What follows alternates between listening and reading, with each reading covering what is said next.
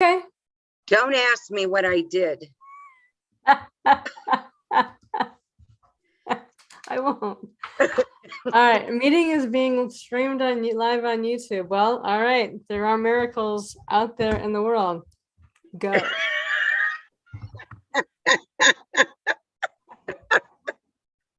Oh.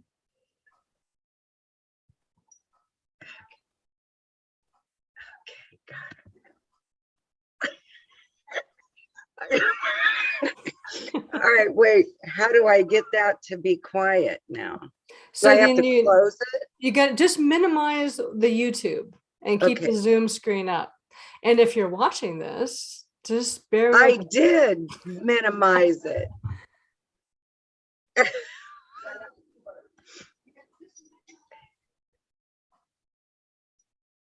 All right. So, because what I did before is I kept the Zoom up and I put the YouTube on the menu bar, like zoomed it or minimum. Okay, and that's exactly what I just did. Is it still there making noise? Oh, now it seems to be okay. Okay, there's a 20-second lag, so no, it's probably it's still making noise. Well, we made it halfway there.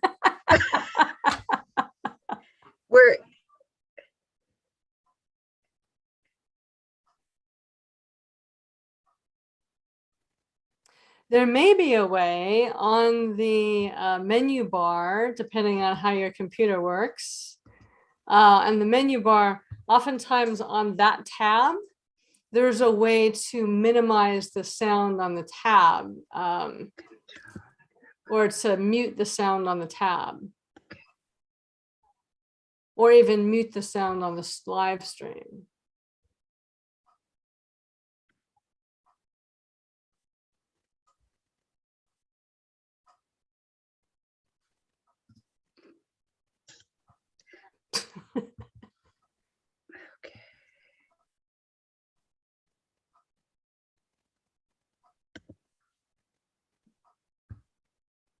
Okay, are we still live? Yeah. Oh, good. Okay. All right. And you can edit this out and save a copy of it without the beginning part in. So I think we should leave it like. Okay. Listen, it's still on there. With the background noise? I even closed it. I'm closing it. Pin chat. We're still talking on it. Okay, yeah, I can kind of hear. I can barely hear it, but I can kind of hear it on the background. If you go under that screen, underneath the video screen, close to the left-hand side is the little mute in YouTube. Can you just mute the sound on it? I think I fixed it. Okay. I just wonder if we're still live there. According to the little thingy-majiggy on the Zoom screen, we are live on YouTube. Okay. All right.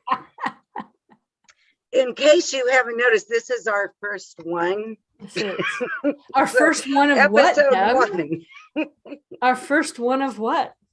Our first one of Creating the Future Now. So welcome to Creating the Future Now. This is my friend, Christine Madeira. Would you like to introduce yourself? Hi, I'm Christine Madeira. I'm a hypnotherapist and a writer, and it is my mission to help us choose personal and global well-being as our primary measurable value in our future going forward. So everything I do is kind of geared toward that. And this is my friend, Deb St.Hilaire. And Deb, would you like to introduce you? Yes. I am a women's life and empowerment coach. I specialize in transitions and uniting women for the betterment of mankind. That's my mission. So together we created Creating the Future Now. All right, very good. So what are we talking about today? We're going to talk about energy. So what's your definition of energy, Christine? Well, the way I think of energy, I always go global, and I let's go large and then smaller, because to me, energy is like the underlying current that holds everything together. So like everything, like energy is the expression of consciousness in its original primordial form. And then from that, everything arises. So to me, energy infuses everything, and it connects us as kind of a creation within energy with the source of energy. And so to me, everything is energy, and yet we experience it through matter, and then oftentimes through energy flowing through us. But it's a lot easier to experience energy in this, this physical nutsy boltsy form. What's your definition? Right. I agree with that definition wholeheartedly. And I also think that energy is something that we exchange, that we own ourselves, and that we exchange, and every single thing owns their own energy, but it all can be exchanged, and we're all joined by it. And it can be good and it can be bad. Well, and I don't go with the good, the bad so much, but I mean, we can experience it as good and bad, but I think energy is what it is. And then we bring value, we bring kind of value judgments to energy about whether we enjoy it or don't enjoy it. And I always imagine energy is kind of something that we're embedded in things, just like a cell is embedded in a body. Our energy is embedded in the energy of the earth, and the energy of nature, and the energy of humanity, and that it's really deeply interconnected, so that we're really always operating in this symphony of energy. And when we're discordant inside, we're kind of out of sync with this symphony of energy. And when we are in more of that coherent state, we're able to really, flow in the synergy and the symphony of flows. So it's hard for me to describe how I experience that, but anyway, that's the way I would explain it, I guess. And I think flow is like a really important word in that, because not everybody is even aware of their energy. Right. And what I mean by it can be positive or it can be negative is some people just emit a type of energy that doesn't go with us, doesn't mesh with us, doesn't sync with us. For example, were you ever in a room and everybody was having a good time, and somebody walked in and the whole energy in the room changed? Absolutely, yes. And I love those kind of things, because it just makes you so much more aware of how we exchange it, and how powerful it truly is.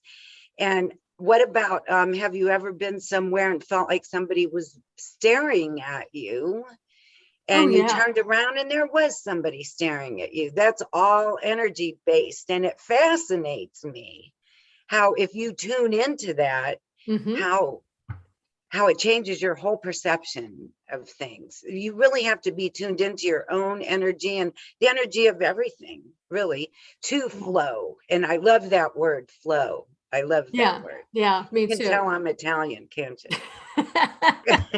Well, and there's that aspect too. And then,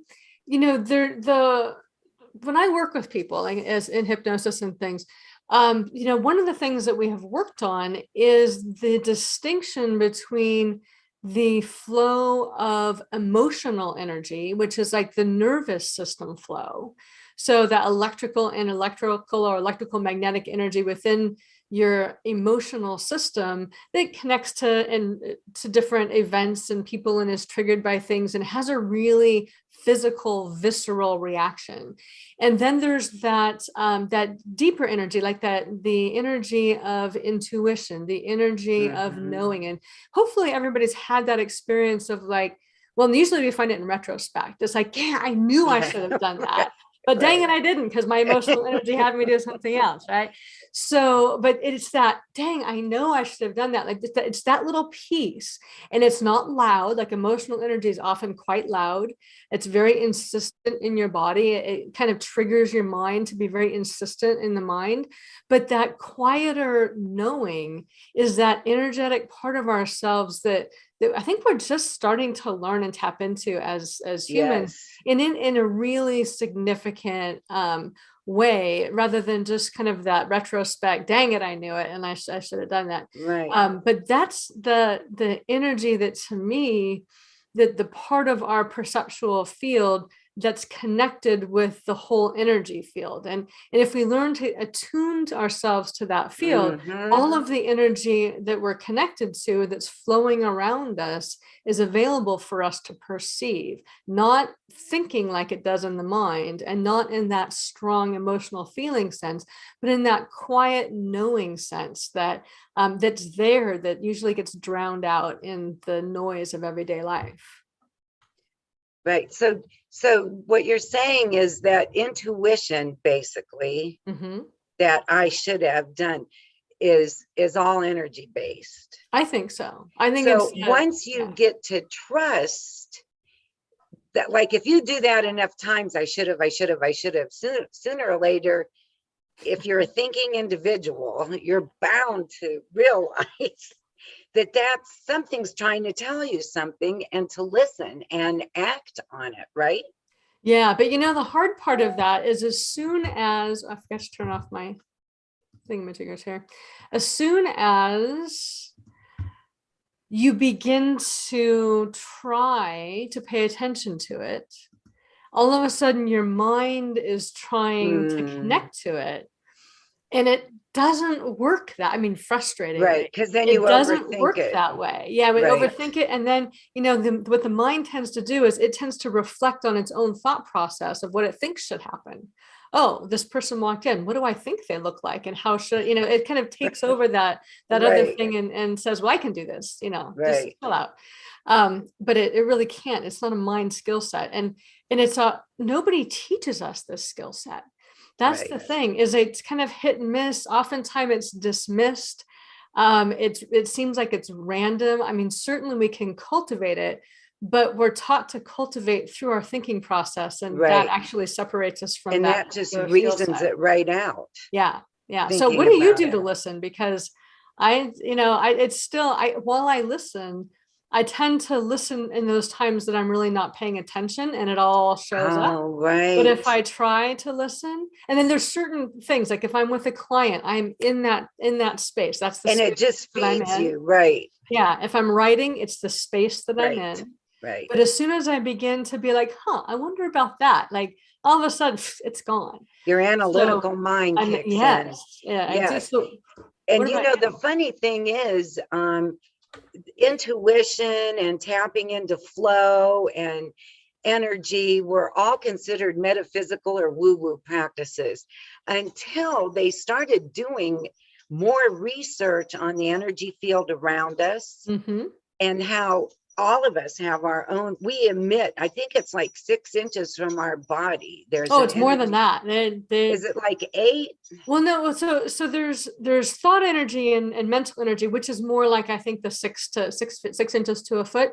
But HeartMath has done some work on heart electromagnetic. Yeah, but their measurements on heart electromagnetic energy goes out several, like 10 to 12 feet. And when they asked them, does it go further? They said, well, we're actually sure it goes further, but we don't have the equipment to measure that. And that's one of those things that, like, we kind of get caught up in this idea that if science or somebody can't measure something, it doesn't exist. Like gravity didn't exist before Sir Isaac Newton, but we're always improving those measurement systems and asking questions about what we should turn our attention to measure. So it was always there. Yeah. We just didn't realize it. Right. And but at some point somebody did. Yeah. Or there wouldn't have been an energy clearing exercise, or there wouldn't have been all these things that from indigenous peoples. Yeah. There's a lot of that stuff is based on energy. How long have people been meditating? Oh yeah, and that was based on energy. And I mean, just so much of it, but it hasn't, the whole energy concept hasn't gone mainstream until maybe the last, what would you say, 10 years? I don't know. I've been playing in those fields for quite a while, but certainly mainstream more and more recently, because it hasn't been Wow. Well, it always gets to be more and more. Like before it was, I remember the exercise we were talking about earlier was one I was doing in the 90s. Right. It was But the first thing I ever learned. yeah, Yes. but it was in the 90s, but it was still like, I mean, it was so out there that even now people are like, What? but back Right. then it was, unless it was part of your community, like it just wasn't something that existed, or they thought you Right. were weird or ought to be Right. locked up or something. But it certainly didn't begin to be more accepted from a scientific perspective until 10 to 15 years ago, because I remember heart math from I don't know, 15 years ago or so, and they were starting to Mm-hmm. do their research, and they were the ones that really pioneered, like, how do we scientifically begin to measure what shamans have known for thousands of years. Right. And that was So kind of the look starting into point. heart math out there, people, Yeah. because it is, gosh, it's just awesome. All the things they talk about. And they have certain machines that measure things now that you can buy. And They do, there's apps for that. it's It's great, they're really amazing. It good. really Yeah. is. But you know, when I think about when, let's say 20 years ago, Hmm. and if I would have heard Dr.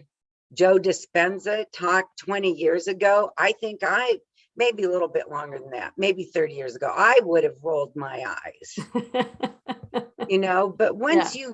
it's like once you're aware of something, all of a sudden all this information comes to you, and it's your energy drawing it toward you. Yeah. All the things that you need to expand on just kind of come, and you keep developing it from there.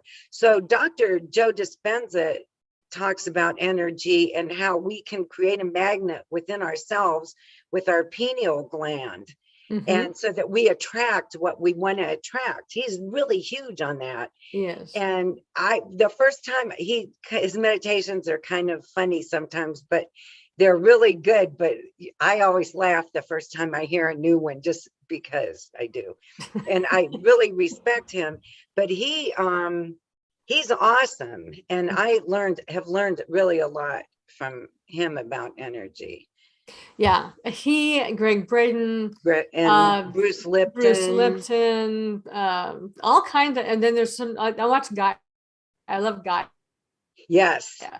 And so there's all kinds of people on Guy TV that are quite into this. So I think it's Dr. Teresa Bullard and, all kinds of really interesting people doing things that, you know, kind of even now for a lot of people seem out there. But Right. the way I look at it is that our knowing has known this has existed for thousands of years, and our minds and our capacity to actually bridge that technological with the knowing is really coming online now for Mm-hmm. us. So we have the capacity certainly to experience these things within ourselves. And there's a movement that I'm not really excited about oh, because we have this knowing, we can develop these skills within ourselves. But because we can also mirror them with technology, there's kind of a shortcut to being able to assign to technology or give over to external technology what actually our internal technology is perfectly capable of if we train Mm-hmm. ourselves to do that. Mm-hmm. And But that's the it's, thing, we have to consciously train ourselves. yeah, and the benefit of that is that when you begin to consciously train yourself, you actually need to come into it like a sense of what they call coherence. So where you are aligned more with your heart, with your integrity, and Mm-hmm. you're not in your mind, you're in that energy space, so that you can come to these things in the orientation of being aligned with the flows of those energies. Because if you're a mess and you use the technology to tap into this kind of stuff, the things that you begin to attract, because you attract from the place that you're at, from what you're Right. vibrating, are often those things that are really not particularly beneficial to you, because you're attracting non-coherence, you're attracting things that are dissonant, discoherent, and that can actually overwhelm your nervous system and overwhelm your mental system, versus those things that calm and align with your align with your deeper systems and calm your nervous system, which can help us develop consciousness-based technologies that would be very different if we approach them from that place of being an aligned conscious being than if we are our basic fear-based selves accessing Mm-hmm. technological abilities to project that fear-based self further and further out into the galaxy. Because nothing Mm-hmm. good's going to come from that, from No. my perspective. I agree with you wholeheartedly. And I think that's why it's so important that we focus on our own energy first before we do anything else. Yeah. I know a lot of times when I'm working with women, they've gone through a bad breakup of some type, and their energy is like so down and they want to start dating right away. Well, who are they? This is a perfect example of what you were saying. Who are they going to attract? Yeah. So you really need to step back when your energy doesn't feel right. I mean, you can tell you're just dropping things and nothing's going right. Well, it's time to step back and work on elevate your own energy. And there's so many ways that you can do that. One is to go to sleep and wake up and start all over again. Well, and ideally before you go to sleep, because I think that the last 30 minutes before we go to sleep is what we kind of process in the night.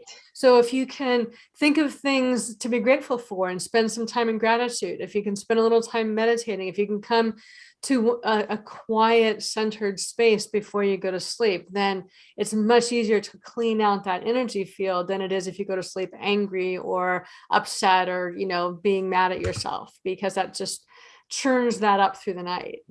Right. And you'll wake up with that being the first thing on your mind, and it repeats and repeats and repeats and repeats until your brain is wired like that. So that's a really good hint, is to start maybe a little gratitude journal. Just keep a notebook beside your bed. It doesn't have to be a fancy journal, just a little notebook beside your bed and a pen. And every night before you go to sleep, write down 3 things that you're grateful for. And you know what? It could be the same 3 things. It doesn't matter, as long as that feeling, it's that feeling that matters.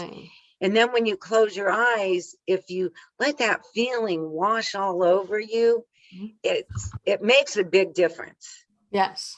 It does. And it changes your physiology. It does. And because the way it makes a difference, people think, oh, airy fairy, but it's not. It's actually physiological. It begins to slow down your stress hormones, and it begins to activate your happy, healthy neurotransmitter and hormones, which actually changes you physiologically. It shifts you from that place of protection, like that Bruce Lipton talks about, where you're in that fear-based, closed state, to that place of growth where you're open and expanded, and you can receive these beautiful energies that are flowing toward you, because they're all around us. Even if we're surrounded by negative people, if we also have all of these other kinds of energy flows around us, it's really our choice to connect with those kinds of energy flows. So the more you can do that, it regenerates your body, it supports your health, it supports your well-being. I mean, physiologically, focusing on feeling good as you go to sleep, game changer when it comes to health and well-being. Yes. And throughout the day, if you feel yourself starting to spiral because of something somebody said to you, you can go back to that place of gratitude and renew that energy within you again. And that's really all that matters, is your energy, the way that you feel right now. That's really all that matters. That's really true. So I'm going to do a little exercise for feeling energy. This is the one you were talking about. This is the first one I learned. Me too. Gosh, I don't even want to think about how long ago. So you just take your hands and you rub them together really fast, and they start getting hot, don't they? They do. What? And if your hands don't get hot, breathe on them, and it gets hotter faster. Ooh, it does. Okay, and now stop and just cup them like that. You feel that energy? It's awesome.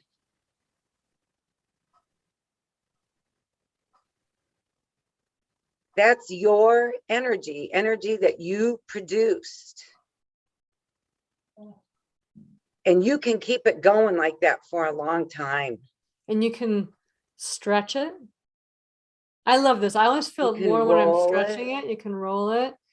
When I get bored, I would do this and I'd throw it at somebody in class, or somewhere else. If I was standing in line, I'd throw it just to see if they'd feel it, and look around. And oftentimes they would, you just throw a little, Really? well, and I'd also kind of like program it with like a little love ball, and Oh, I just make it, oh yeah, yes. because maybe they didn't look like they were having a good day. And so I'd cultivate the little love ball and I'd throw it at them and see if Oh, they caught that's it. so nice. That's even better than a smile, isn't it? Yeah, yeah. And like Smiles are good. Reiki, there's a thing, Reiki is all energy work and chakra Hmm. work, but that's for another time. But you can do distance Reiki. Hmm. And when I'm doing distance Reiki, I always start like that Yeah, because it helps me get my energy up for that yeah, person. yeah. So it would be interesting to hear what other people thought about energy. So I hope that they post things down below this once it's loaded. Uh-oh. Yeah. And then there's a I dog. forgot to put my headphones on. And then we can take some of those questions and comments and we can talk about them another time. I did want to piggyback on what you were talking about with energy and the energy ball, because one of the ways that we use energy, sometimes for better and for worse, regularly, is people who pray. So prayer is its own kind of energy. And so when you're offering that kind of energy in a thing that's grounded in love and possibility and somebody's highest good, it elevates your energy and it helps to elevate the energy of the person that you are offering that for. And they've documented this, with machinery, with technology. Technology can document this. But there's another thing they don't talk about very much with prayer, and I had a whole podcast dedicated to this a couple years ago, that really, if you are using that energy to try to control what another person's going to be doing, that if you're using that energy to try to get them what you want them to do, I mean, even if you're praying to somebody that you want this person to change in this way, that if you are trying to use control or anger or manipulation or in some other way using that energy to infringe upon the free will of that person, like that is an energy. And it's not an energy that has no consequence. It's an energy that goes out into the universe, but it bounces back to you with the same kinds of energies. So if you're offering up the energy of control and manipulation, you're going to be more susceptible to the energies of control and manipulation because you are operating within those flow systems. Mm. So if you pray a lot, and I do, like, always be sure that the energy that you're offering is the energy that you want to receive, not the thing that you're praying for specifically, but the intention and attitude that goes along with that, the energy flow that flows that prayer outward. Because what you put out, you are inviting in to come and interact with you. So just another way to pay attention that we don't generally think about when it comes to energy. Right. And someone's at my door. I'm going to go get it. Will you keep talking for a I will minute? keep I talking. apologize. That's right. I'll keep talking. I can talk about energy for a long, long time. Oh, look at that. There is a little palm tree in Deb's office. So that's what it's doing now.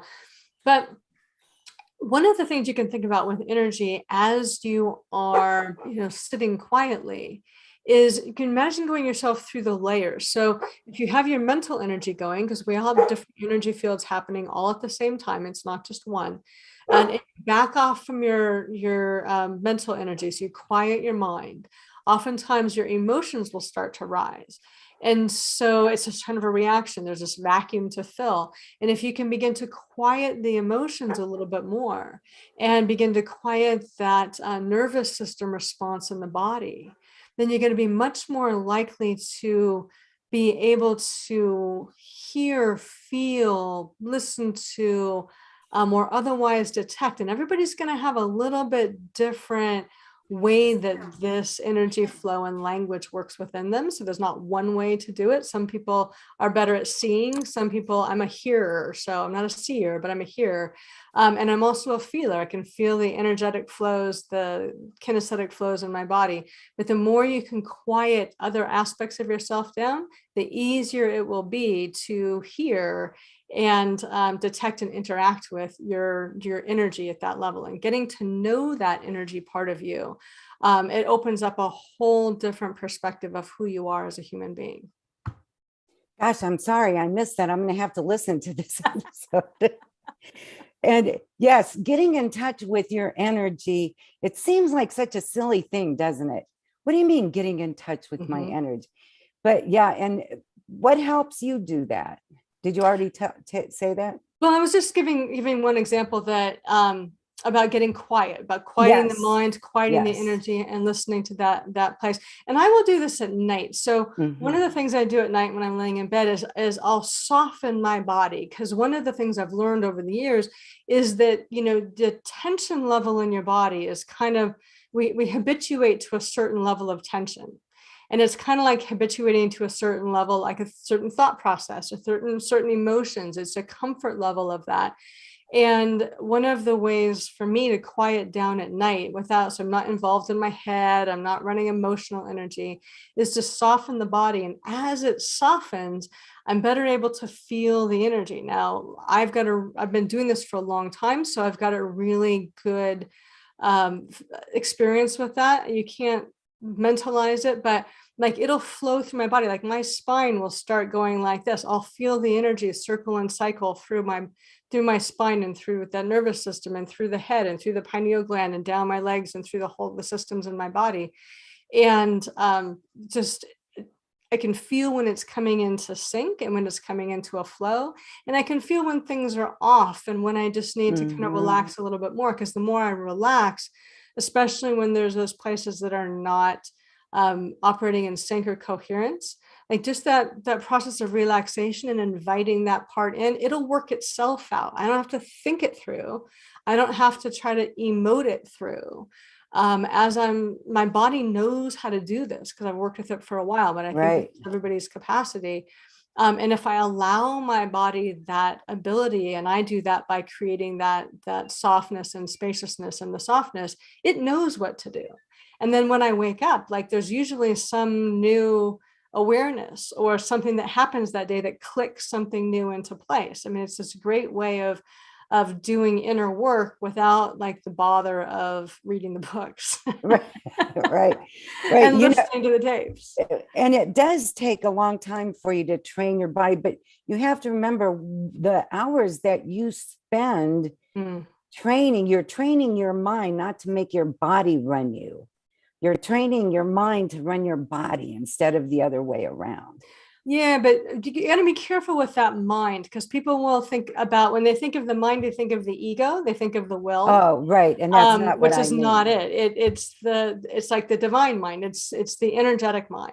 Right. And it's that capacity, that pineal gland capacity of being able to bring in that connection and let your body flow with that connection. But honestly, I find we get a lot of confusing language, because we equate mind with brain, which are two entirely different things. We equate mind with ego, again, two entirely different things. Right.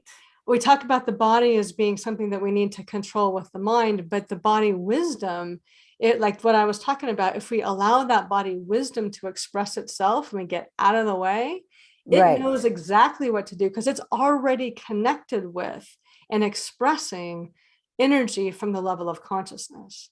But if we have to we have to get out of the patterns and the habits to allow it. That's exactly the point. Yes. Yeah. You know, and one of the things that Dr. Joe Dispenza always says, and it was hard at first to do this. When I heard him talk about it, I thought, oh, that's why that finally worked. Finally, because you have, you know, how many people say, I can't meditate, I can't sit still that long. And one of the things he says is that you have to train your body like you would train a dog. Yeah. Or a two-year-old. And you just sit there, you say, you know, you'll be meditating and you'll be in it for maybe a minute. And okay, I'm hungry now. I need to go get a cup of coffee. And you have to say, I'll get you a cup of coffee right after we're finished meditating. But right now, we're going to sit and meditate. And if you do that enough times, that chatter starts going away and allows you to become more in tune and more relaxed. And there are so many things that you can listen now to listen to now to get to the point where you don't have to listen to them anymore. Yeah. But it is, again, it's practice. And it is. And recognizing, like you were talking about the levels of mind, because we've got the chattering voice, which is still it's part of the ego. It's part of the subconscious mind. It's part of that. I call it the little chihuahua that we put in charge of Buckingham Palace. Like we expect this little part of ourselves, this little thinking mind, to be in charge of everything. And it's totally unequipped for it. And so I can hear your dog. I don't know if you can hear your dog. Oh, I have I'm sorry. That's okay. It's I like one your of the dog, things about working at home. I know, isn't it? But there's this anxiety deep inside that this part of ourselves that are these old habits and patterns and things like that need to know how to be in charge. And so when we relax and we allow that it pops up, and it's like, well, I only know how to be in charge. So we need to, when we're doing things that are uncomfortable, so now we need to go, eat. We need to go for a run. We need to go do other things.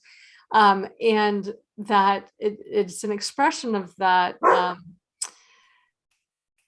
that part of ourselves that is uncomfortable with being in that deeply connected state. Because if you're not used to being in that deeply connected state, it can feel very intimidating. It's like walking in and seeing a 50-foot being and being like, holy Moses, like, what do I do? Because you at that level of consciousness and of the expression of consciousness are an infinite being. And we just don't know how to be in that state as an ego, where we allow that infinite being to be present. And boy, when you get to that stage, and it's not easy, it really isn't easy, and it does take a lot of work, and you got to muzzle that chihuahua for quite a long time. But then little pieces of it'll start to come. Oh, that's how it's supposed to feel. And then it gets easier. It's just like anything else. It's like riding a bicycle. It gets easier the more you do it. And all of a sudden, you can feel your energy. When your energy isn't right. When you're projecting things incorrectly. And the best thing is, what to do about it. Yeah. And so it all boils down to energy. It does. And, we talk about it because you and I have been doing this for like a long time. So because it wasn't that popular back in the day, it took a lot more effort to do little teeny tiny steps, because there was no energy. There wasn't very much energy already available, already flowing in these states. But now, as more and more people have really begun to do these disciplines and begun to operate in this energy sphere, my view is it's kind of like the 100th monkey effect, that it becomes easier and easier to get there, to do this, to understand it, to adopt it, than it was 20, 30 years ago. It becomes something that there's so much of this energy current already flowing, that once you allow yourself and you really can begin to connect with that current will carry you in ways that wasn't available 10, 20, 30 years ago. So I think it's a lot faster now. I want to give people hope that it's not like, start now and in 40 years, you'll really enjoy it. And there's so much more information available now. And, the good thing is that there's also people that you can talk to about it. There are, yes. Back then I had when I was in college, there were maybe 3 people that I knew that were meditating. And I loved it when we sat down and talked, because we got each other, Yeah. And now look at all the people that you can talk to about, and people want to learn how to meditate, because now the benefits have been proven scientifically. And that's all energy. And there's a lady on Mind Valley. I can't think of her name, but all she teaches is energy. I can't think of her name. Oh, Donna Eden? Yes. Oh, she's been doing this forever. Yes. And so people like her, it makes me feel good because she talks about how long she's been doing it, and how it's always there. It's in you, whether you realize it or not, just like gravity's around you, whether you realize it or not. And it's yours to tap into. Yeah. And Everybody. she was one of those, there's always people born with these abilities that they're like 60 years ahead of the rest of us, but they don't even know what it is. Like, to them, it's just totally normal. But they don't realize that everybody else isn't already doing this stuff. And she was one of those people. Like, she could see energy. And I've known other people like this. It wasn't an isolated gift, that people are born with the ability to see and perceive energy at different levels. And sometimes it's within our ordinary, idea of what that might be. And sometimes it's really extraordinary. Right. And it takes them decades, really. I mean, especially Donna Eden, she talks about this, but and less now. But when nobody is validating that as real, and people want to medicate you because they think that you're like operating outside of the norm, it's really easy to disbelieve that it's actually something that's true or beneficial. And it takes a while to learn how it works and to use that gift moving forward. But I think we all have access to our own connection with that. It may not be as spectacular as Donna Eden's, who can see all kinds of energy flows. Yeah, she's awesome. Yeah, but I think, as I've worked with people over the years, and it's taken some time each individually with people about feeling it into where their particular connection with that part of them is, but it's there. And people, it's just so normal and natural for us that we don't realize it's anything particularly special. And oftentimes we don't know anybody else who experiences it in the same way that we do. So we think, well, it's just some weird thing that I know how to do. Right.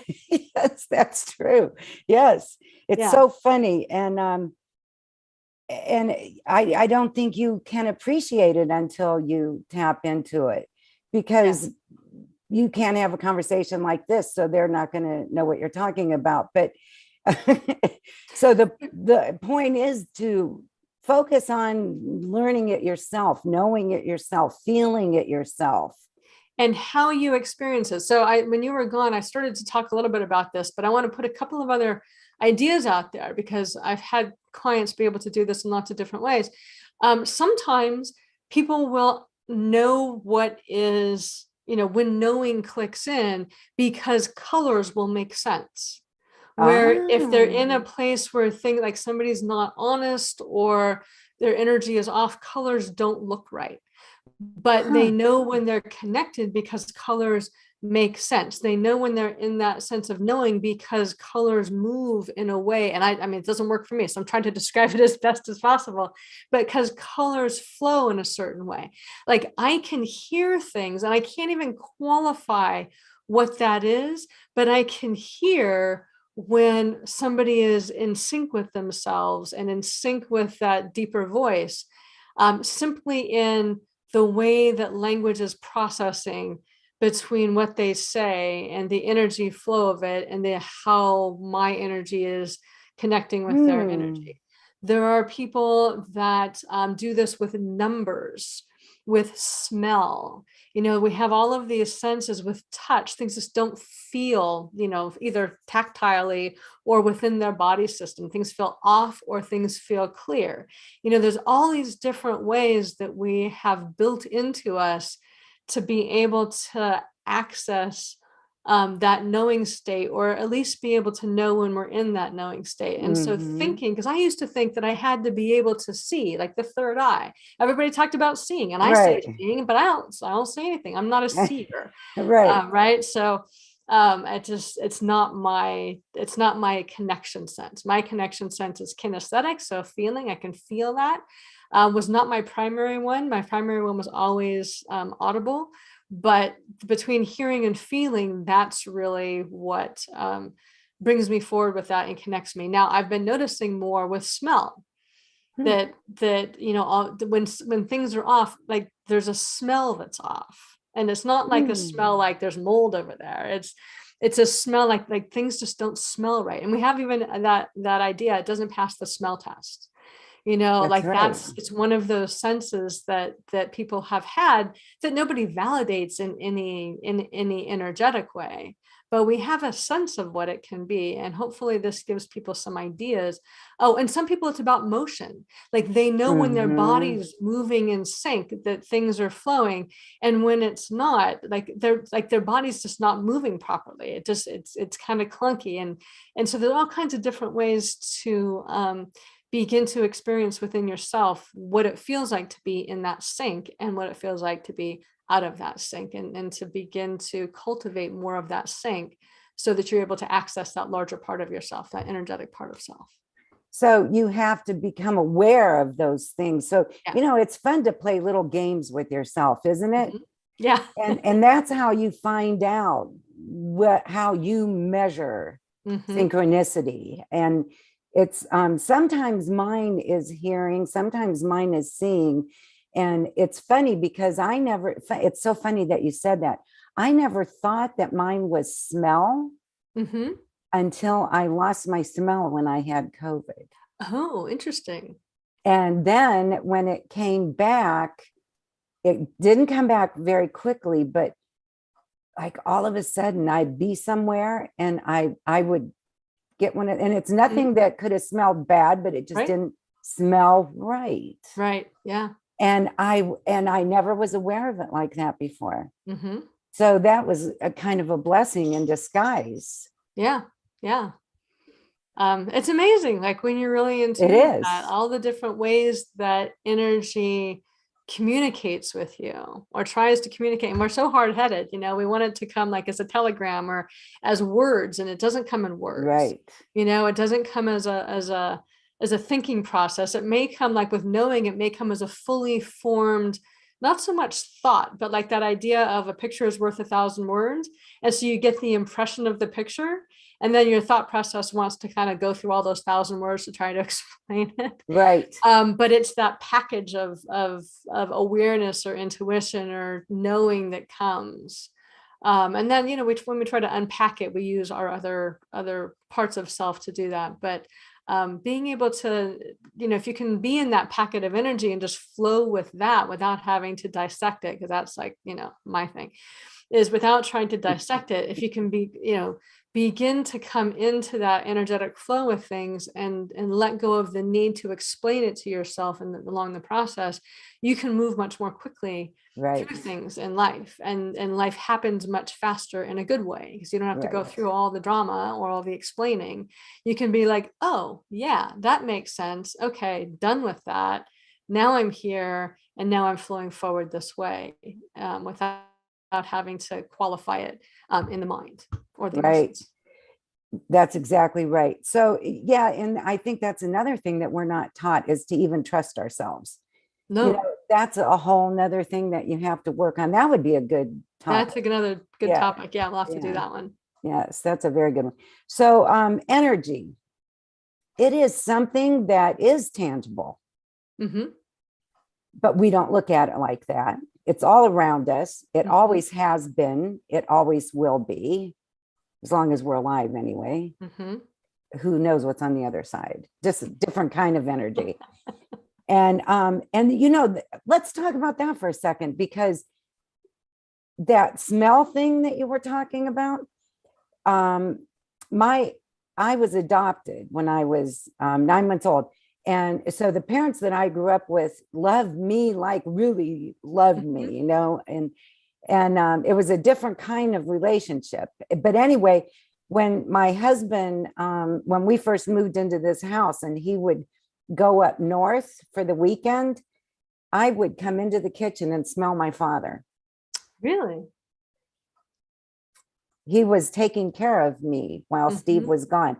And one time I turned my head really fast and I saw him leaning up against the counter, just like he would be. Yeah. Oh, it still gives me goosebumps when I think about it.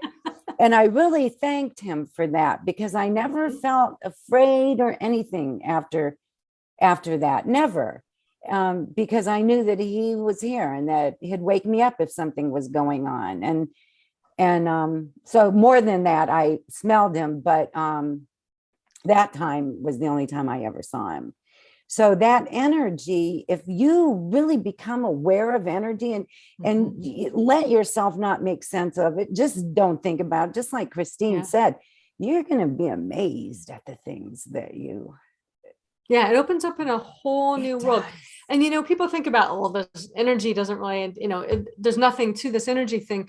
But if you look at waves, radio waves, light waves, electromagnetic waves, X-ray waves, that's a good one. All these different things that are actually, they're energy. They're the flow of energy. And you can't see them. You can't, but the interesting thing is, like, we don't see color.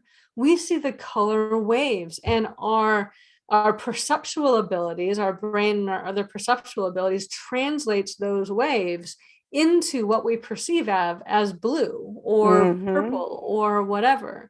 So, what we see, or what we think we see, isn't actually what we see. We see all of these wave patterns, and we take them on and experience them as some form of form, even if a color it's a form, even though it's still it's a wave of some sort. But what was I going to go with that? Oh, but even like radio waves and things, you can't see radio waves, but you can tune into the information carried on radio waves. Right. You don't see the waves of light, but you can see the sun. So this magnetic energy is already so much a part of our life and our experience, but we don't think about it that way. We think about it in terms of material things, like this color on this screen is real, when it's really, waves upon waves upon waves that we're perceiving. And so it's there was a sparkle of something. And we have to be taught to perceive those waves. Did you ever hear that story that Greg Braden tells about the indigenous people that didn't have a word for the color blue? Oh, I've heard it, but I can't remember it. Tell it. They had like a bazillion names for the color green, different shades of green. And they could pick out, he had like little blocks of color on a screen, and one was different. And I couldn't tell the difference. But these people, because they have so many different colors of green, they could perceive which ones. But when he put a blue one in there, it was white, because they didn't know what blue was, even though the sky was blue. Right. Yeah. They didn't have a word for it. So is the sky really blue? Who knows? Because you're absolutely right. Like, the way that we are taught to perceive, and a lot of it happens when we're young, is the world that we see. And so I always say this, and people think I'm a nut job, but it's very true that we don't live in reality. We live in a model of reality. And we'll stay in that same basic model of reality. It'll change throughout life, because your model of reality as a 2-year-old is different than your model of reality as a 50-year-old. Right. So those things change. And even within, like, our model of reality really changed when the internet came about, because it shifted how we live, but it was a kind of a slow change. So our models will change, but some of these deeper, for lack of a better term, prejudgment sets about how information is supposed to be presented in terms of color, in terms of shape, in terms of different sorts of things that you of perception. If you don't perceive something, you can't see it. And I don't know if you've had this experience, but like, I'll go walking and hiking in the woods, and I'll see something, but I will watch my mind try to figure out what it is. It will go through 3 or 4 different shapes before it hits on, oh, that's what that is. Right. And when we see something that's really unfamiliar, like, I had a friend that showed us picture to me on her camera yesterday, and I'm like, what am I supposed to be looking at? And she's like, that's my ponytail I had cut off. And then boom, I saw, oh yeah, of course. Oh, right. But I was like, there's like so much going on in this picture. I couldn't tell what it was. But once she told me what I was supposed to be looking at, I could see it. Right. But until I knew what I was supposed to be perceiving, my mind couldn't make sense of that picture.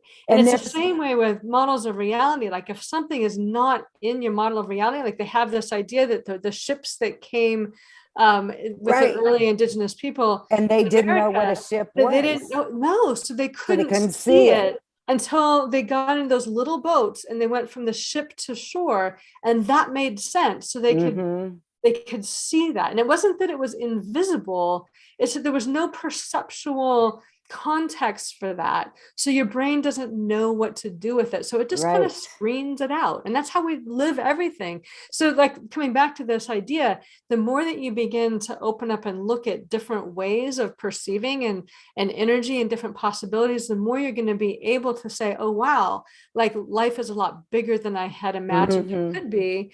And, you know, I'm able to perceive more of life than I ever thought possible. Yes. That was good. I like that a lot. I love that story about the indigenous people and the ship. Yeah, That is powerful, isn't it? it is. Yeah. So something can be right in front of you and you don't see it. And Yeah. something that Wayne Dyer always says that I love too is, you know how people always say, I'll see it, I'll believe it when I see it. Uh-huh. He always says, I'll see it when I believe it. And Yep. I love that. And that's kind Very of true. the same thing, isn't it? Mhm. Yes. Well, I think that's a good time to end this. Boy, it was really fun, Christine. It was. And if you're listening to this or you find this, you can find us every second Tuesday on this YouTube channel at 2 o'clock Eastern with Deb and me. And then on the fourth Tuesday, we'll be meeting on my YouTube channel, which is Conversations from the Edge. And this Tuesday, or this coming next one, this fourth Tuesday, The which I'm not sure, 26th. the 26th of April, we'll be talking about using nature as a model for like change, or using nature as a model for what we can create moving forward. Ooh, Because that's going to be good.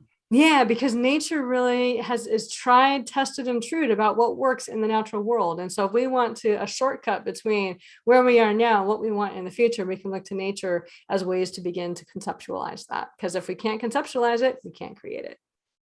I love it. And you know what else? Your What? choices create your future. So And your choose choices do wisely. create futures. So choose wisely. Very good. Well said. So thank you for being with us. Gosh, it was really fun. I can't wait until the 26th. Me It was too. really fun. Okay, so thanks everybody. We'll see you next time. Bye. Okay, I stopped video. No, you didn't. Oh, wait, I didn't end the room. Well, if you end the room, I'm gone. But if you have So to I don't stop, want to do that. stop the YouTube live, Okay. upper left-hand corner. Oh,